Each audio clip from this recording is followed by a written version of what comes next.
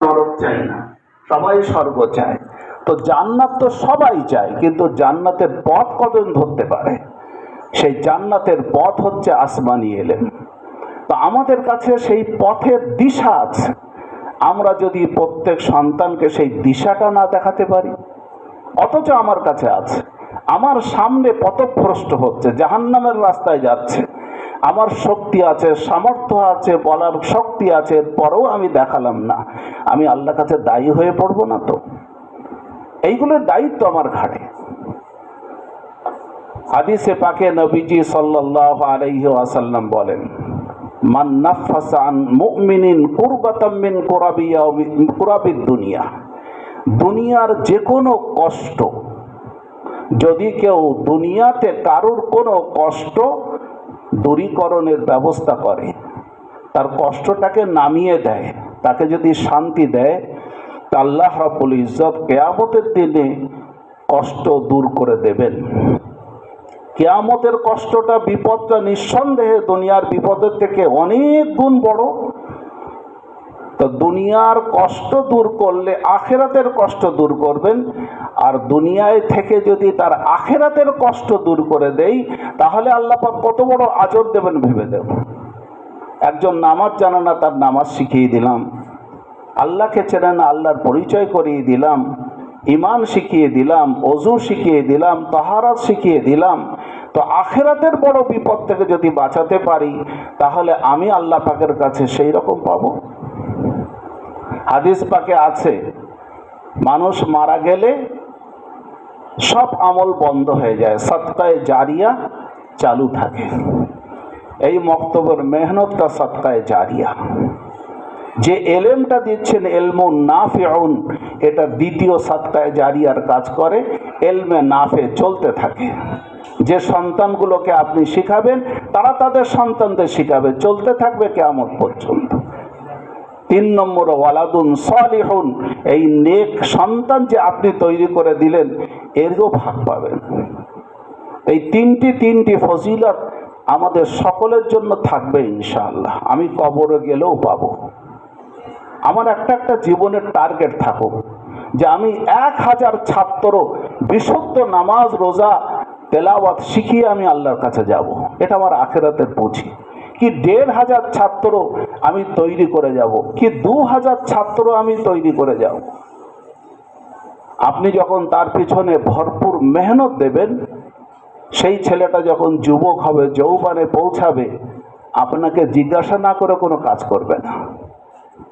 তাহলে সেই সময় সেই পরিবেশটা কত সুন্দর হবে।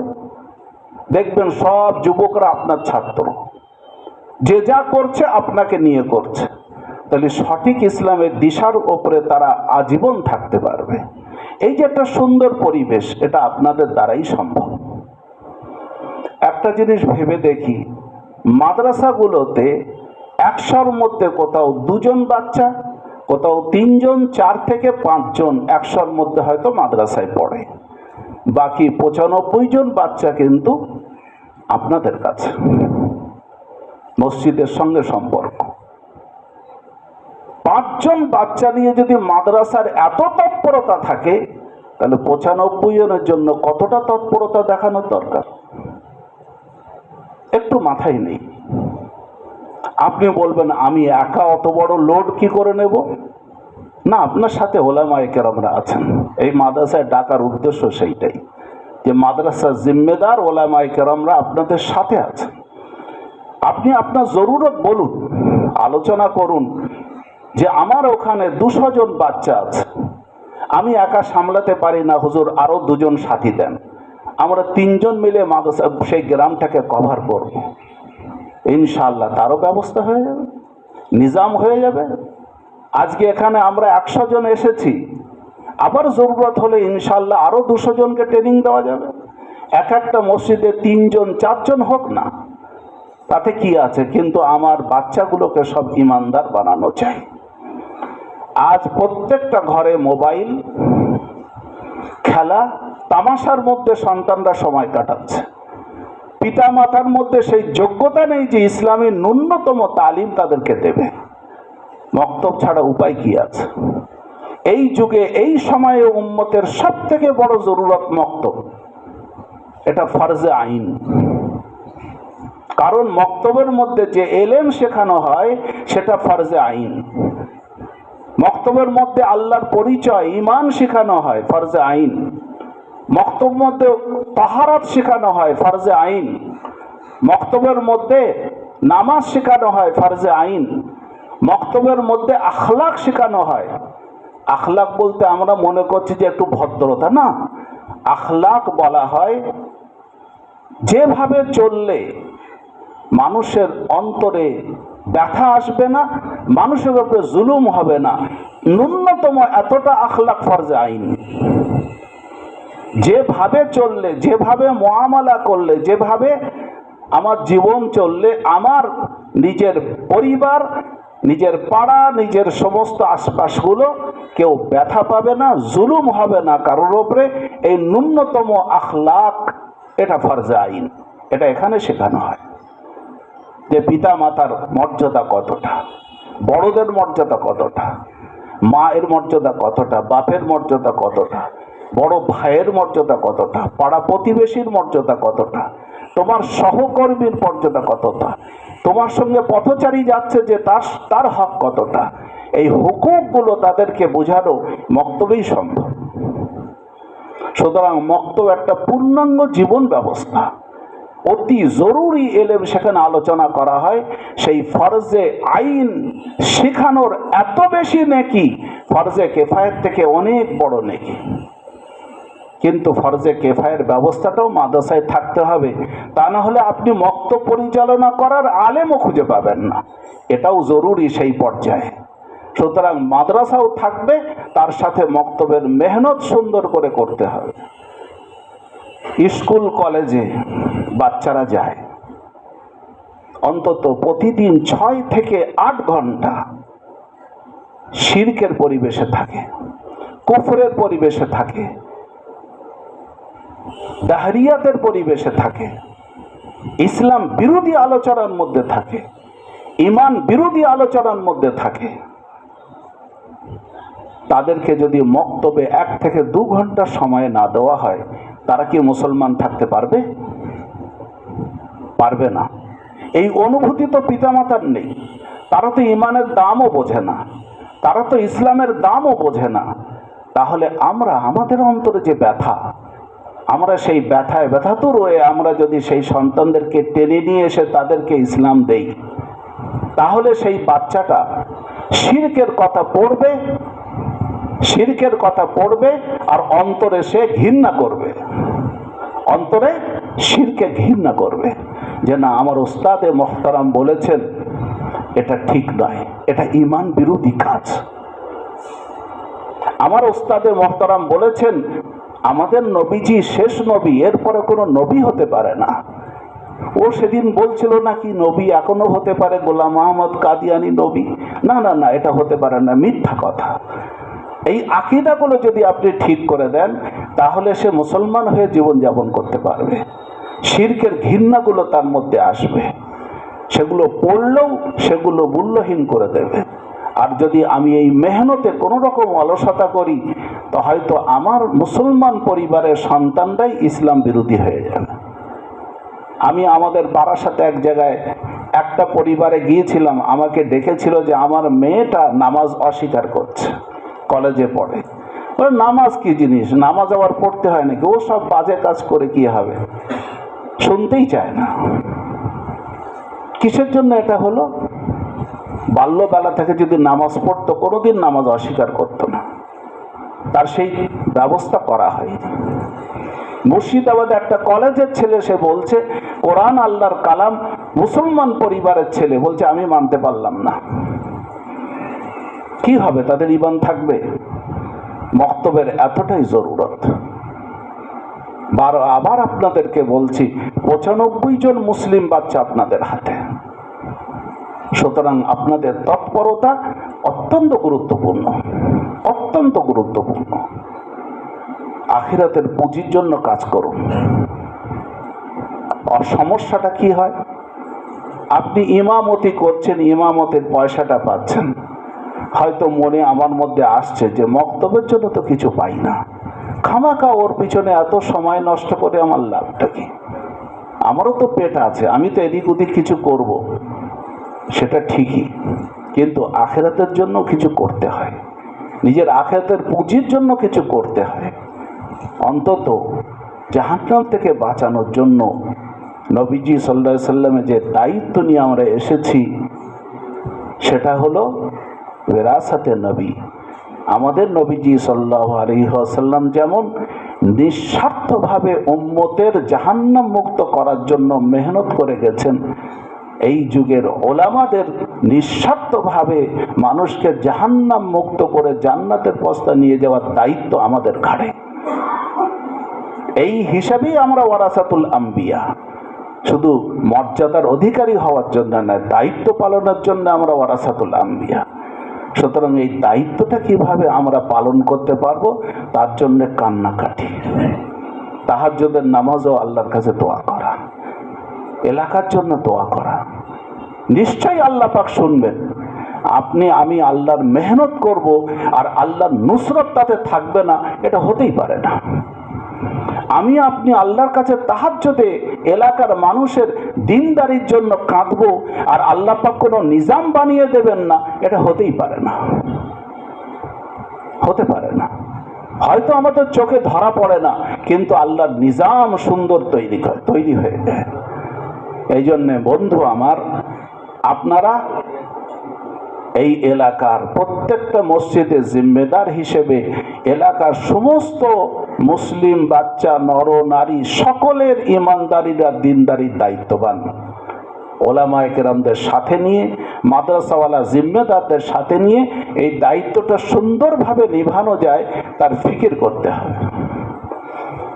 যারা জিম্মেদার আছেন আমি তাদেরকেও বলছি, আপনারা দয়া করে আমাদের এই বন্ধু যারা কাজ করছেন তাদের পাশে থাকুন, তাদের মনোবল যেন ভেঙে না যায়, তাদের সহযোগিতা করুন, তাদের মনটাকেও বোঝার চেষ্টা করুন, তাদের জরুরত পুরো করার চেষ্টা করুন, যাতে তারা যেন মন ভেঙে নিজের দায়িত্ব থেকে সরে না যায়। এক তো উম্মত পাওয়া যায় না, যাদের পাওয়া গেছে তারাও যদি সরে যায় কাজ হবে না। এই জন্যে ভাই আমার, বন্ধু আমার, যারা আপনারা এখানে সার্টিফিকেট পেলেন, যারা আপনারা মস্ক করলেন, নিজের দায়িত্ব নিয়ে নিজের আখিরাতের পুঁজি সঞ্চয় করার জন্য অবশ্যই আপনারা বক্তব্যের মেহনতে কোনো ত্রুটি করবেন না, এটা অত্যন্ত জরুরি। একটা বাচ্চা আপনার হাতে এসেছে, তার পিতা মাতা কিছুই জানে না, আপনাকে দায়িত্ব নিয়ে তাকে তৈরি করতে হবে, তার সামনে উত্তম আখলাক পেশ করতে হবে, এতটাই উত্তম আখলাক পেশ করতে হবে যেন সে বাড়িতে মাকে বলে স্কুল যাব না বলতে পারে, কিন্তু মক্তব যাব না কোনোদিন বলবে না। এতটাই তাকে আপন করে নিতে হবে যে কোনোদিন যেন না বলে যে আমি মক্তবে যাব না। আপনাকে এতটাই সে আপন করে নেবে, এটা আপনাকে করতে হবে। হয়তো কোনোদিন বলবে আজ স্কুল যাব না, কিন্তু কোনোদিন একথা বলবে না যে মক্তব যাব না। এতটাই আপনাকে ফ্রি হতে হবে তার সঙ্গে, এতটাকে বন্ধুত্ব হতে হবে, এতটা আপন করে নিতে হবে। প্রয়োজন হিসেবে, সময় কাল হিসেবে তাদের জন্য চমক দেওয়া কিছু ব্যবস্থাপনা করতে হবে। প্রয়োজন হয় তাদের পিতামাতার কাছে অর্থ নিয়ে আপনাকে ব্যবস্থা করতে হবে, এগুলো করা প্রয়োজন আছে। হয়তো সে নামাজের পাবন্দি করে না, আপনি বলুন 40 দিন তুমি একটানা জামাতের সঙ্গে নামাজ পড়লে তোমাকে এই গিফট করা হবে। তার পিতাকেই বলুন, তার বাড়িতেই বলুন, তোমার এই গিফটটা বাচ্চার জন্য দেবো নামাজে অভ্যস্ত করার জন্য, তারাই হেল্প করবে ইনশাআল্লাহ। এই পরিবেশটা তৈরি করতে হবে। তুমি কোরআন খতম করো, তোমার জন্য এই গিফট আছে। তুমি যদি বিশুদ্ধ কোরআন পড়ে দাও আর বিশুদ্ধ নামাজ পড়ে দাও, ওলামারা যদি বলেন খুব সুন্দর পড়েছো, তোমার জন্য এই গিফট দেওয়া হবে। তার পিতামাতাই সে গিফটটা দেবে ইনশাআল্লাহ, কিন্তু আপনাকে এই জায়গাটা তৈরি করতে হবে, প্রত্যেকটা বাচ্চার এই জায়গা তৈরি করে দিতে হবে। তো ইনশাআল্লাহ দেখবেন একটা সুন্দর পরিবেশ তৈরি হবে। চেষ্টা করবেন তাদেরকে পোশাক আশাক ইসলামী পোশাক ছাড়া যেন না আসে, বাধ্য করবেন না। তাদেরকে মন প্রস্তুত করে, আগে মন তৈরি করলে নিজেই পড়বে, আর জোর করে করলে অনেক সময় সেটা ঘৃণা করে আর আসবে না মক্তবে। এই জন্যে তার মধ্যে কিভাবে সুন্দর পোশাক পরে আসতে পারে, সুন্দর একটা পরিবেশ নিয়ে আসতে পারে, যেন তাকে ভালো লাগে। যেন আপনাদের গলায় ব্যাজ দেখছেন, তাদেরকেও সময় এখনকার হিসাবে একটা ব্যাজ দিলেন, একটা সুন্দর ব্যাগ দিলেন, একটা সুন্দর পরিবেশ দিলেন তাদেরকে। এগুলো করলে ইনশাল্লাহ তারা আসবে। ছোট্ট ছোট্ট বাচ্চা 3-4 বছরের যারা স্কুলে যায়, আমি নিজে দেখেছি, বলে যে না কেন যাবি স্কুলে, বলে ঝোলা ঝুলতে যাব। পড়াশুনোর দিকে তার মন নেই, ওখানে একটা খেলনা আছে, ঝোলা ঝোলার খেলনা, ওইটার জন্য সে স্কুলে যাবে। বলছেন যে আপনাদের মক্তবে ঝোলার ব্যবস্থা করতে, কিন্তু একটা কিছু আকর্ষণ বাচ্চাদের জন্য রাখলে দিন বেতার শুনবে, তারা ছুটে আসবে। এই আকর্ষণটা হুজুরের যুগেও ছিল। বলছেন ছোট ছোট বাচ্চা সাহাবায়ে কেরাম, একটা বুড়িমা জুমার দিনে পায়েস করে রাখতো আমাদের জন্য। আমরা জুমার নামাজ পড়ে সেই পায়েস খাওয়ার জন্য বুড়িমার ঘরে যেতাম, তিনি আমাদের সামনে পায়েস দিতেন, আমরা খেতাম। এটা কেন বললেন? এই বুড়িমার অন্তরে এসেছিল ছোট ছোট বাচ্চাদেরকে এই অভ্যস্ত করার জন্য একটা ব্যবস্থা আমি করি। হাদিস পাকি আছে, আমরাও করতে পারি তাদের জন্য সেরকম ইন্তজাম, সেরকম ব্যবস্থা। এক জায়গায় দেখেছিলাম, কেউ যদি পুরো কোরআনের পাঠ বিশুদ্ধ পড়তে পারে, নামাজ পড়তে পারে, আর 40 দিন একসঙ্গে নামাজে একটানা জামাতের সঙ্গে পড়তে পারে, একটা করে তাকে সাইকেল দেবে। এরকম একটা কিছু ব্যবস্থা। তাদের মধ্যে তো আখেরাতের ফিকির নেই, তাদের যেটা শেখাবেন সেটা শিখবে, কিন্তু ওই শেখাটা একদিন তার কাজে দেবে, একদিন কাজে দেবে। বাড়িতেও থাকলেও যেন শালীনতার লেবাসটা পরে, ইসলামী লেবাসের ওপরে যেন থাকে, মেয়েরা যেন পর্দার মধ্যে থাকে। এ সমস্ত জরুরি শিক্ষাগুলো তাদেরকে দেওয়া মক্তবেই সম্ভব। মক্তব ছাড়া অন্য সময় ঘুরবে না, অন্তরটা পবিত্র থাকে, যেটা এঁকে দেবেন সেটা থেকে যাবে। এই জন্য আমাদের মক্তবের মেহনত অত্যন্ত গুরুত্বপূর্ণ। আমি আপনাদের আর বিশেষ সময় নিতে চাই না। যে আমরা এখান থেকে ট্রেনিং নিলাম, যে ব্যবস্থা নিলাম, এর সাথে সাথে তাদেরকে উন্নত দিনদার বানানোর জন্য যা যা প্রয়োজন আপনি মোতালা করবেন, দেখবেন, শুনবেন। ইনশাআল্লাহ 6 ঘন্টা থেকে 8 ঘন্টা শিরকের মধ্যে ডুবে আছে, কুফরের মধ্যে ডুবে আছে, ইসলাম বিরোধী আলোচনার মধ্যে ডুবে আছে। সেখান থেকে তুলে আনতে গেলে নিয়মিতভাবে প্রতিদিন 1-2 ঘন্টা দিনই কথা আলোচনা না করলে তাদের ইমানদার রাখা যাবে না, রাখা যাবে না।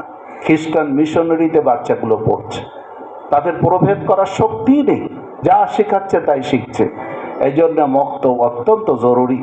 আপনাদের এই জেলাতে মক্তবের ব্যবস্থাপনা সুন্দর আছে শুনেছি, সেটা আরও উন্নত করুন, যেটা অন্য জেলার জন্য যেন একটা আইডিয়াল হয়, সকলে যেন এটার থেকে কিছু নিতে পারে, যে না এই জেলাটা খুব সুন্দর ব্যবস্থাপনা আছে। ইনশাআল্লাহ দেখবেন এখান থেকে অন্যর জন্য একটা সুন্দর পরিবেশ যাবে, অন্য জেলারাও তারা এগিয়ে আসবে।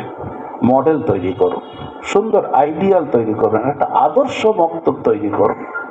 যেরকম পালনপুরে যাবেন, একজন ব্যক্তি বেদাড়িওয়ালা পাবেন না,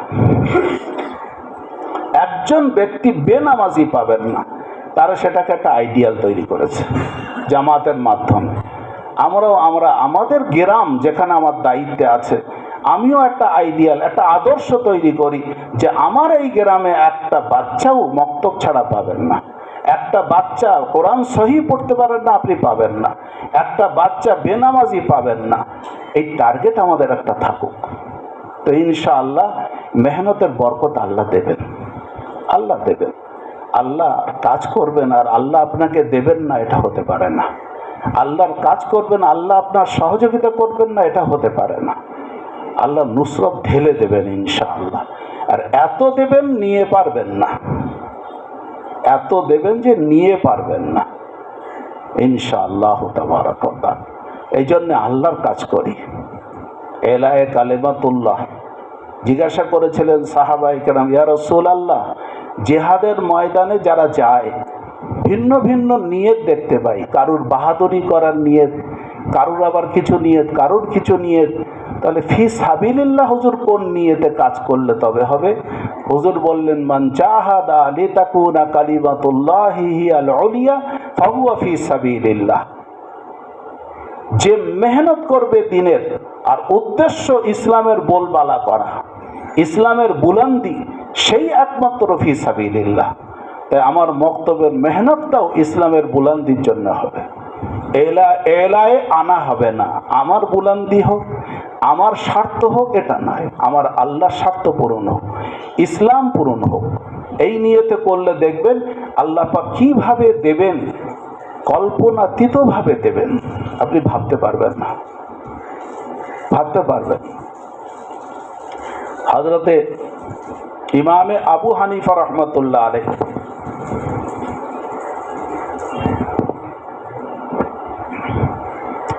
আব্দুল্লাহ বিন হারিস রাদিয়াল্লাহু তাআলা আনহুর একটি হাদিস শরীফ সামনাসামনি শুনেছিলেন। তিনি বলছেন, মান তাফাক্কাহা ফি দীনিল্লাহি কাফাহুল্লাহু দুনিয়াহু। আল্লাহর দ্বীনের ফিকহ যে অর্জন করবে, আসমানি এলেম যে অর্জন করবে, আল্লাহ পাক বলছেন তার দ্বীনের সমস্ত জরুরত আল্লাহ পূরণ করবেন। আমার কাজ শুধু দ্বীনের ফিকহ অর্জন করা, কিভাবে দ্বীনদারি ছড়ানো যায়, কিভাবে আল্লাহর দ্বীন প্রতিষ্ঠিত করা যায়, কিভাবে দ্বীন বাস্তবে রূপ দেওয়া যায়, এই ফিকিরের মধ্যে যে থাকবে, তার জন্য এলেম অর্জন করবে, ভাবনা চিন্তা করবে, আল্লাহ পাক তার জন্য দুনিয়ার ভাবনা চিন্তা আল্লাহ করবেন, তাকে ভাবতে হবে না। এবং এটাও বলেছিলেন এবং আবু হানিফা রহমতুল্লাহ আলাইহি, হাসান ইবনে জিয়াদ রহমতুল্লাহ আলাইহি, মা ওয়াজাদতু ফাকিহান,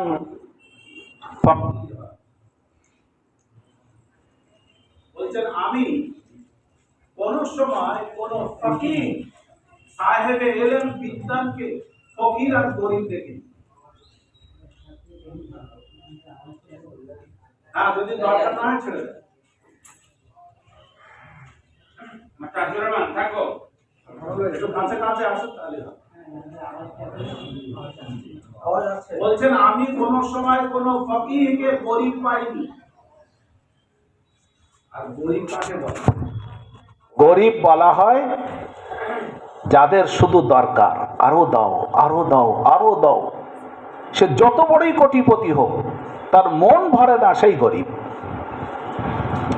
আর ধনী ওই ব্যক্তি যার আল্লাহ দিয়েছে বলে আলহামদুলিল্লাহ, কোনো অভাব নেই, গাছতলাতে আলহামদুলিল্লাহ, পেল না আলহামদুলিল্লাহ, শাক ভাত খেলো আলহামদুলিল্লাহ, ডাল ভাত আলহামদুলিল্লাহ, যেটা আল্লাহ দেন তাতেই আলহামদুলিল্লাহ, সেই হলো ধনী।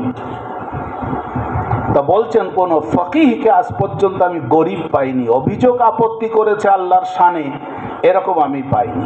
সুতরাং ফকিহ হও, তাহলে তুমিও দেখবে ওই রকম আল্লাহ দিলকে গনি বানিয়ে দেবেন।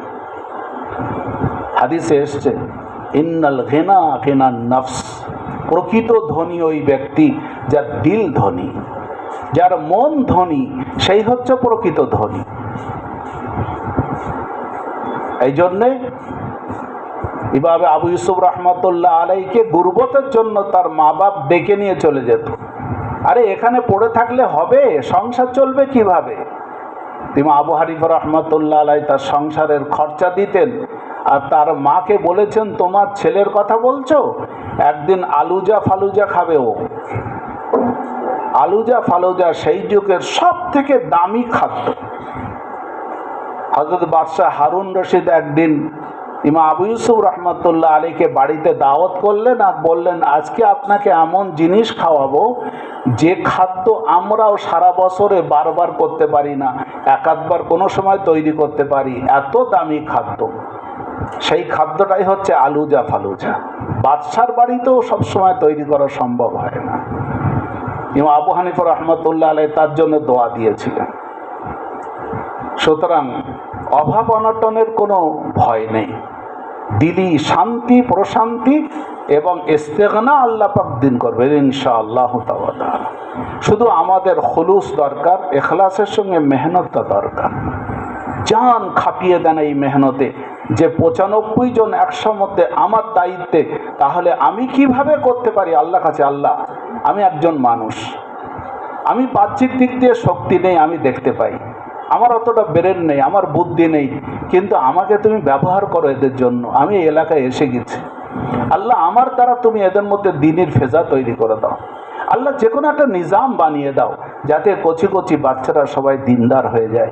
আল্লাহ কাছে আপনি কাঁদলে আপনি হবেন না বলুন? রায়পুরে আব্দুর রহিম রায়পুরি রহমতুল্লাহ আলাইয়ের দরবারে শাহ আব্দুল কাদের রায়পুরি রহমতুল্লাহ আলাই যখন এলেন, ভোলা ভালা একটা মানুষ, কেউ চেনেও না, কেউ জানেও না তাকে। শীতের সময় মসজিদের ভিতরে গিয়ে মসজিদের সেই বিছানাগুলো গায়ে লিপটিয়ে শুয়ে থাকতেন, একটা পোশাকও ছিল না। সেই ব্যক্তি আব্দুর রহিম রায়পুরি রহমতুল্লাহ আলাইয়ের গদ্দি নসীন হয়ে কিভাবে কাজ করলেন, তার জীবনীতে